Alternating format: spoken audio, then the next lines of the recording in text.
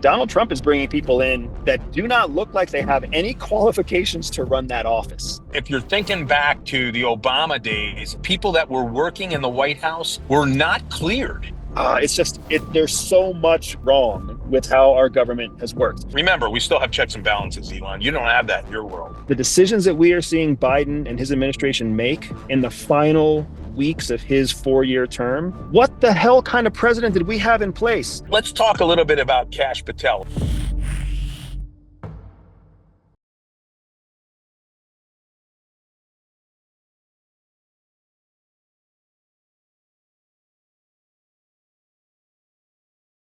What I'd like to do is kind of give you my perspective on what's going on, at least in the Bureau. So we have Kash Patel, who has been recently nominated. There was a lot of discussion about him being nominated going back, a couple of months ago. They were thinking he may be the right guy for the job. And there's a couple of points that I want to make and what I think he's going to face if he's not careful. Now, Kash made some statements on there that I personally believe will wind up being a big portion of his question and answer, should he even get to the nomination phase, which, as everybody knows, starts usually after the first of the year is when they'll actually start these hearings. Right now, they're going through a process, and I was glad to hear that they have the Trump new administration has signed off on DOJ as being the agency that's going to go ahead and do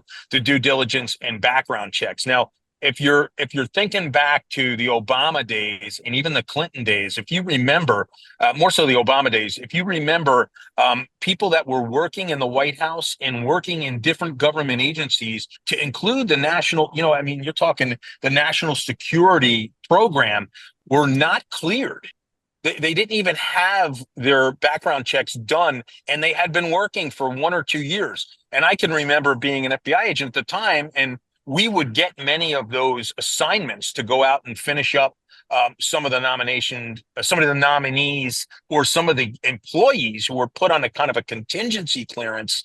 We would go back to would have to go back and actually do their backgrounds, sometimes redo their backgrounds because of additional information that had come through about their history or about their particular job status or their experience. So it was really interesting for us to kind of have to go back and do that. I had the opportunity to do the background on one of the Supreme Court justices, Samuel Alito. So I spent a bunch of time with Judge Alito and his wife, kind of going over everything. Pretty intense, pretty complicated. So to think that was not being done because DOJ was not involved under the Obama administration.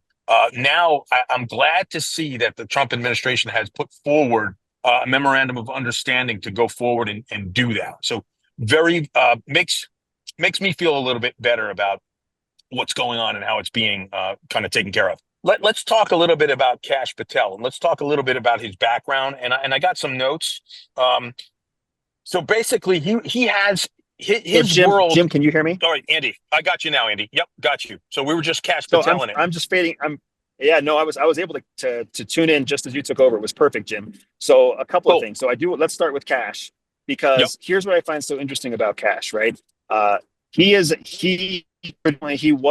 the target of kind of insider politics that Trump has been telling America has been so popular for so long. And Kash was a target of that kind of insider politics, target for his relationship with Trump, accused of all sorts of stuff, only found a career after the Trump administration because Trump brought him into his own business world. So, of course, Kash is a loyalist. Of course, like all the concerns about loyalty are valid. But what's fascinating to me is Kash is promising to essentially go into the FBI and use it as a way of ferreting out the deep state or this insider politicking. I kind of don't hate that idea, because what I think he's going to find is that the government is incompetent. I don't think he's going to find a deep state. But either way, the American people are going to win out when FBI puts resources into that investigation. Tell me if I'm thinking about it the wrong way, though, Jim. No, you're definitely. I like your thought process on that. I do, and as a former FBI guy, and you know that's near and dear to my heart. And I do speak out. I mean, you've heard me speak out on podcasts. We've talked a lot about my sense of what's wrong there and what could be done as we move forward. But I think I do agree with his approach if it's towards the leadership portion of this organization and towards the management, right? I would rather that he finds a way to ingratiate himself with the rank and file. That's going to be the key portion of this whole thing. He will not get what he needs in the time frame that he needs to do it if he's not careful about that rank and file. Totally agree. He needs to go ahead and ferret out those people at the top. I.e., you saw, if anybody saw Andy McCabe's interview on CNN, almost contemporaneous with Cash's nomination, talking about, oh my God, he's going to wreck everything. He's going to make, the Hoover Building into a museum. But that just tells you where we're right. And McCabe still getting airtime for being the complete douche that he was and is. Right. That's a corrupt man. He and his wife, who ran for Congress and took money from Terry McAuliffe, right? So that tells you everything you need to know. Probably one of the most corrupt political bosses in the history of the United States, Terry McAuliffe on the DNC side. And this is really important. What you're saying is really important because Americans need to understand there is a narrative in media that democracy is not corrupt. But that is a narrative. That is not a fact. Corruption is still alive and well in the United States. It's just not the same type of overt slap you in the face corruption that we see in other parts of the world, right? Yes, the United States 100%. Still has corruption, and that's why the FBI is constantly closing on new corruption cases. Absolutely, no doubt about it. And how can we possibly what hypocrites, if we are looking to make cases against law enforcement organizations, right, when we're as corrupt or more corrupt at the top than any of those organizations are? That's why when you hear the jokes, when you watch TV shows and they're like, oh, friggin' FBI's here, it's going to be a disaster. Why? Because every one of those people most likely was pushed aside because somebody else was coming up in the good old boy network. Right. So they didn't get the opportunity to be on a task force. They didn't get the opportunity to be on a program task force. None of those things happened for them. So immediately their personal experience says, you guys are doing it the wrong way. Right. And it's all, I'm telling you, it's 100% the top leadership of that organization. Now, so let's explain that. Let's explain that because I want to make sure everybody on the call understands this. I want to make sure that all of our operators understand, because you may have already suspected this, or you may have heard about this, but I want you to hear it from the horse's mouth, from me and Jim. When you are inside elite levels of federal government, FBI, CIA, DOD, NSA, Treasury, right? When you're in those government offices, it is not a meritocracy. It is a meritocracy for about the first 5 to 7 years of your career. You have to do good things. You have to do things that other people can't do. But what you're really looking for is you're looking for the shine, because if you can get the shine from someone and you can ride their coattails to the top, and they know they can ride your talent to the top. So you're trading your talent and hard work for their connections. And that is generally how top leadership gets to the top. And that is also what perverts talented people when they're in the middle ranks, because they do have the talent to do the right thing. But there always comes a time in a career where you have to choose between doing the right thing and doing the political thing. And you know, about 10 years into your career, if you do the right thing, you're going to lose your political connection. So you need to do the political thing, which then corrupts all of your talent. And that is what leads to this senior leadership profile that has a chasm with the rank and file, which is why you say Kash needs to go after the rank and file. And I agree with you. If he goes after the rank and file and says, hey, we're going to make this a better FBI for your career, he's going to win them immediately. But if he goes in and he starts siding with the leadership, which he won't, he will then ostracize the rank and file, which is Donald Trump learned that mistake the first time around with CIA, which is why I think he's nominating Ratcliffe, former DNI, so that he doesn't isolate the rank and file of CIA. He keeps the people who he knows will shape it for the future. Either way, that's what I wanted to kind of. That's been my experience. I would love for you to color that even more, Jim.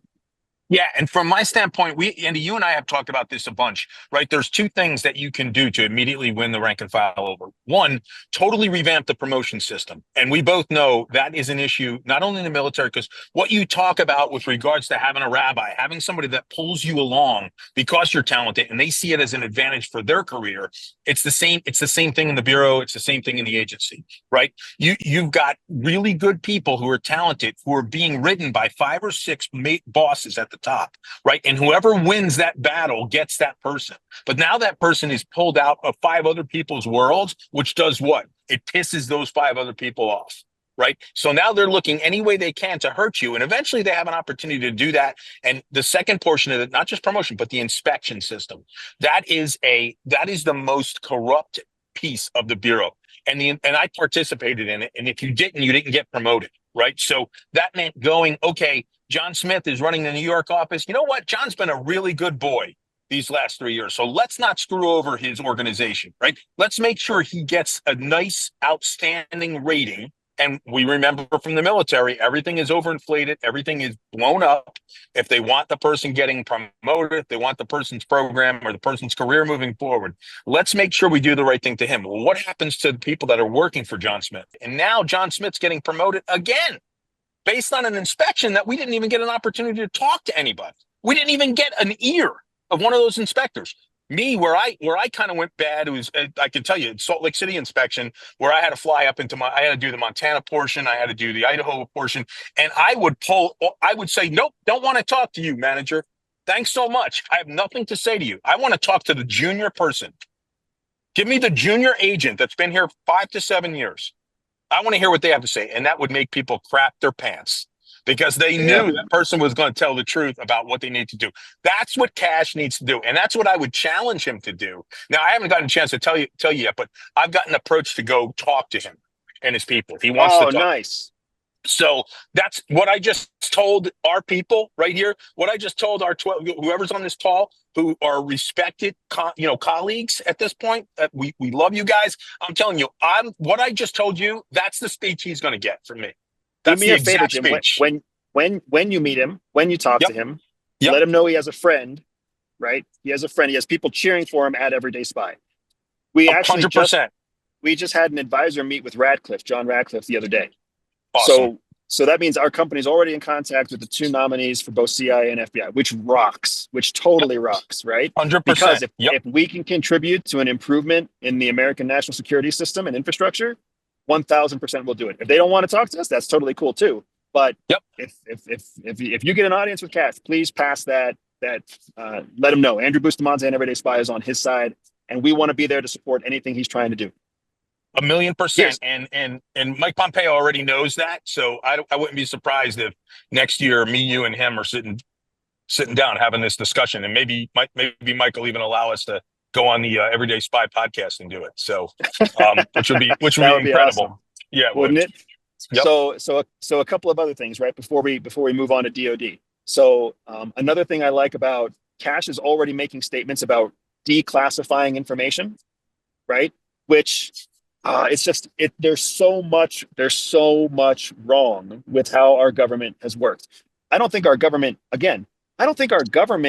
is, as a body, systematically corrupt. I don't think that's the case. I think it is habitually flawed, because we have grown, and we've grown rapidly, and we've grown through wealth, and we've grown through success, we've grown through conflict, right? So all this stuff has happened in the United States that just doesn't happen anywhere else. We didn't exist 300 years ago, and now we're the richest country in the world. There's some growing pains that go along with that, some bad habits, biting your nails, not brushing your teeth in the back, something like that. Either way. So the thing that bothers me is that our narrative from the government is that we do things best. That is not true. We do some things well, we do other things poorly. The Trump administration is coming in and creating all sorts of waves, challenging the things that we've always said we do well. I like that. We overclassify, for sure. We don't have a promotion system that rewards merit, for sure. We have always created these systems where whoever holds the top seat brings in their cronies, something called cronyism. We've always had that.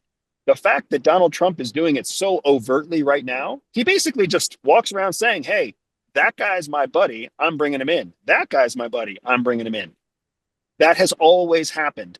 I think the big thing that's riling feathers right now, and I've got to give Jihi credit for being able to put words to this, is that Donald Trump is bringing people in that do not look like they have any qualifications to run that office. So he's bringing people from so far outside that that's what's ruffling feathers. Barack Obama and George H.W. And Jr., Bush Jr. and Biden, they all brought in their cronies. Everybody brings in their cronies. They all want to support. They all want a cabinet that's going to say yes to all of their bad ideas. Trump is no different there. But the thing that is interesting is he's bringing in so many disruptors. Like, we're in for a lot of disruption. That doesn't mean he's going to be successful.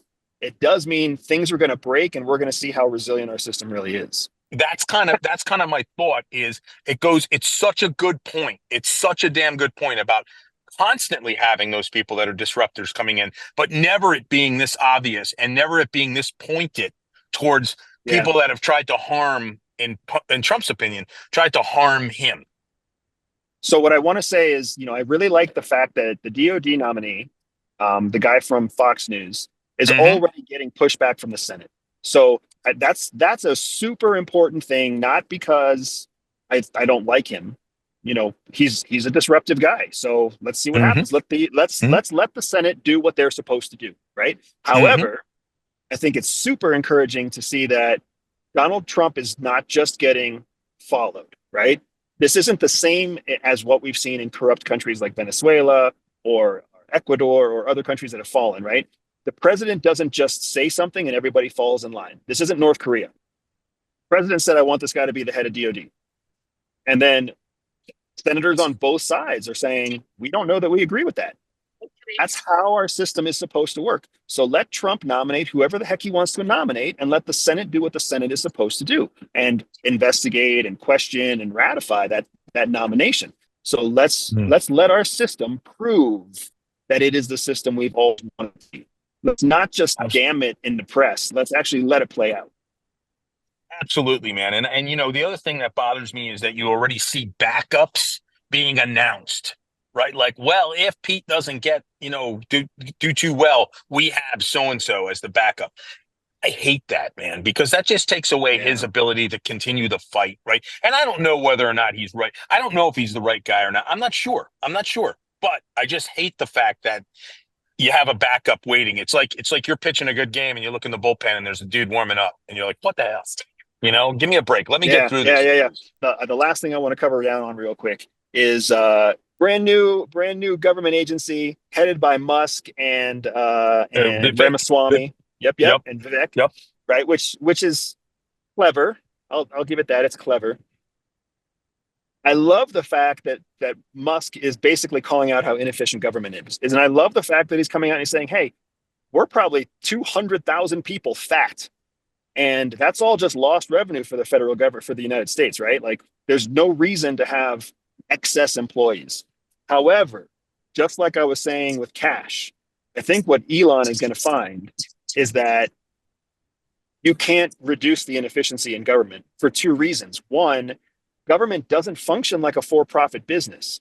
There aren't work instructions and SOPs, and these things don't exist. All the efficiencies that allow one person to have 5 jobs in a corporate setting doesn't exist in the government. Instead, 5 people have the same job in the federal government. And that's partially by design, and that's partially because of what we talked about earlier, Jim. We have grown as a country so quickly that just like when a company grows quickly, it's not efficient. Our country's government is not efficient. So number one, if he tries to fire 200,000 people, he's going to find that he's actually killing critical infrastructure, because there is no way, there's no documentation. Like, the government literally lives off of institutional knowledge. Person A knows something person B doesn't know. And then 2, it was built to be inefficient so that it could withstand conflict and it could withstand natural disasters, et cetera, et cetera. Jim, I wanted to get your thoughts. 100%. You know, what I think of too is most people out that are on the call with us, you know, you understand what it means when you get put on a performance plan, right? Basically, your organization in corporate America is telling you, thanks so much, but it's time for you to move on, right? The government has those, Andy. We know that, right? We know how many times have we put someone or been told to put someone on a performance plan only to see them just get moved to the next office so that everything can be all right. And we don't need to worry about litigation. We don't need to worry about lawsuits or anything that goes with that. Just move them on. Move them on a little bit, and we'll all be better for it. So that's my thought, and that's what they're going to see as especially Musk, because the fact of the matter is, you know, he's a great, you know, he's a great businessman. He's weird as hell. I like the idea of having him there, but when he starts to try to move something forward with what we're talking about, letting people go or trying to reduce costs in some area, he's going to get so much pushback that who knows how long it's going to take him to get the first win, get the first points on the board, right? And I think he'll realize that quickly, and he'll probably do some innovative things in the government. I'm excited about that, but how are you going to get some of that stuff through the House, through the Senate? Remember, we still have checks and balances, Elon. You don't have that in your world, but the government does. But I think it's a great idea. I love it. So there's a couple of things about the UFO world that I want to make sure that I share, right? First, there's a lot of documentation that the government has on UFOs, or what they now call UAPs, that is not being released to the public. That's tied to an overclassification issue that government has that is often tied to systematic bad habits. I don't know about you, Jim. Every single piece of documentation we created about a case started at the highest level of top secret that we could classify it. It Amen. Always started at top secret, special compartmented information right out of the gates. It didn't matter if it was like what somebody ordered for breakfast, right? It was always overclassified. And Always.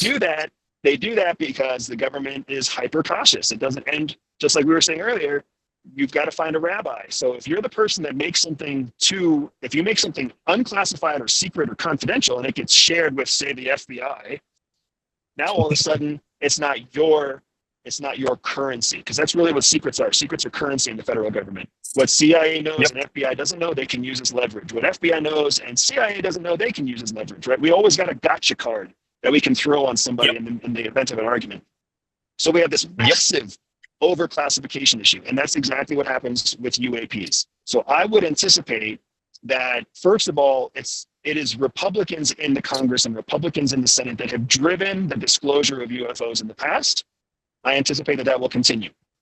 I also anticipate that Trump and Musk will recognize very quickly that there is an overclassification issue. Kash will be driving an overclassification conclusion, so that it will make sense to have a large-scale disclosure push for the next 4 years, not only because it benefits Donald Trump's presidency, but also because it's going to set us all up to want another Republican in the White House after the second Trump term, which Trump's already thinking about. You and I know that because of insider knowledge, right, Jim? Absolutely. Absolutely. So to your point, Michael, I do think we will see additional information about UFOs and UAPs being disclosed to the public. Not that I think it's going to change the temperature of the dial much. I don't think it's going to expose much, but I think a lot of the overclassified information will be declassified and shared. Nah, totally. 1,000,000%. And, that's always my thought is, how do we benefit the national security? Andy, you and I have always talked about, we continue to be of service. We continue to want to protect America. That is our focus as we do other things to our strengths, right? So it's 100% dead on. What if disclosure is a big can of worms that people aren't ready for? Here's my answer. Disclosure is absolutely something the American people are not ready for, without a doubt. We've been in the dark for too long. Guys, you're just think about having secrets that have been kept for you unnecessarily, but secrets that have been kept for you for 6, 8, 12 years. And then all of a sudden you learn 12 years worth of secrets in like a 2-month period of time. It's going to be overwhelming, right? Think about anybody who ever graduated college knows what it's like. You step out of college, you think you know what's going on, and then the real world slaps you in the face. Jim, when we left the military, we thought we knew how the world worked, and then the real world slapped us in the face. But that doesn't mean that America isn't ready to be slapped in the face with something factual, right? There is a level of disclosure that needs to be had so that we can all, as a group, evolve to the next phase of our superpower dumb. But as long as we keep trying to repress information, we run the risk of some other country beating us to the disclosure mark and having some other population potentially know more than we know because they trust their people more than we trust our people. Yeah, I like that, Andy. I also, I will add that most people that are out there get their information from the last thing they heard on the last news show that they watched. That's their opinion that day, right? And then the next day, it's a different opinion. When most people are going to get flooded, if they were to get flooded with disclosure and information that has been held secretively, right or wrong, they're not going to think it out any differently than they do the report they just saw on migrants in New York City overtaking the Roosevelt Hotel, right? They're going to say, oh well, it's wrong because was it wrong because I heard on the news, and we all know that. So I think most of us in this group and most of us that are independent thinkers will only benefit from that information. We'll only be able to draw off of that and connect the dots for us as we move forward in what we do, what our service is, what our obsession is, right? Going forward. It will only help those of us who have an obsession. Jim, I wanted to transition for the last 10 minutes. I don't know if my team reached out to you yet. We got an invitation to a event in Nashville in June. You got that invitation? I didn't get it. No, but not yet. Okay, Yep. so it's coming your way. There is a group, an international group of ultra high net worth close protection services that want us to host a workshop in Mexico City. They are connected to a larger organization that's having a international convention in Nashville. I think it's like next weekend. So I flagged you to go so you can represent us and you can represent J3. But Okay. here's what's exciting, Jim. There is a very clear transition in the marketplace where people are pushing away from the idea of tactical training exclusively and moving into the idea of preparation and intelligence-based Love it. pre-planning for Love it. ultra high net worths who are on the move. And this is, insider knowledge, right? Google reached out to me 2 years ago because their close protection services were realizing that this was a problem for their YouTube CEO, because their YouTube CEO 2 years ago was an Indian national who was dual docked Indian American citizen who would just spontaneously want to go to India and would take their global protection services with them. And then these people would be like 12 guys or 12 ladies and guys are escorting this person into India, and they're the least knowledgeable about India. And they don't know anything. And all of a sudden they're just following the CEO, which makes it very difficult for them to do their job. So Absolutely. there's this transition in the marketplace where people are realizing the importance of intel in advance of threat protection. And yeah, so it's like, that's what J3 has always done. And Definitely. and intel is what we like value more than anything else. So I just wanted to share that with you. One, so you know the invitation's coming from our team, and two, because I think it's a really positive move in the marketplace that wealthy Oh, executives, business owners, and individuals are recognizing the importance of trained intelligence forecasters, which is what all of our operators are becoming and what yep. our elite people will be needing. Absolutely, Andy. I love this because you guys have heard me talk on after Andy and I both after the Trump assassination attempt, the first one, talking about the importance of advanced party, right, and how that was the failure on Secret Service part. Just didn't have an advanced party out there, and something that just never should happen. Well, here is the court. Just take that government piece and what Andy just told you. We're translating that over to corporate America and ultra high net worth. How cool is that? That we're going to have the opportunity to teach what we know about being advanced, understanding the importance of being proactive, being predictive, doing all the things to make sure that we're not just picking up the bodies, but we know where the bodies are going to be before it happens. I love this, man. This Absolutely. is great news. Plus it's got to be in Nashville. I hate Nashville. The only thing I don't like about Nashville is there's not a single quiet place in the entire airport because There's everybody's got a band playing, and it's good music, but for yeah. crying out loud, sometimes I just want a quiet corner. Dude, and it's a small airport too. I think there's like 10 gates, you know. So, but yeah, if I have to go to Nashville, I will.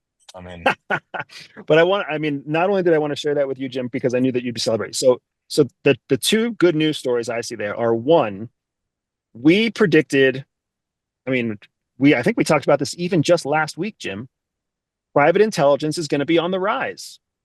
And already we're seeing it's on the rise, right? Like not only is it on the rise among ultra high net worth and the executive levels of corporations, but the federal government is trying to emulate the corporate government with the introduction of Elon Musk and Vivek Ramaswamy and Kash Patel, right? So if we can be best in class in private intelligence in the commercial sector, we're going to be the first ones tapped on to come consult like you are consulting Cash or consulting Radcliffe, like other members of my team already are, right? Like that's the power of being best in class. It's what Everyday mhm. Spy has worked for the last 5 years. It's why and this is what I'm so pumped about with our operators who are on the call right now. You are all on the path to be best in class in private intelligence. That opens the opportunities endlessly for you, whether you want to work in corporate America, whether you want to be an entrepreneur, whether you want to work in intelligence. There's no better path to be on right now than an everyday spy operator.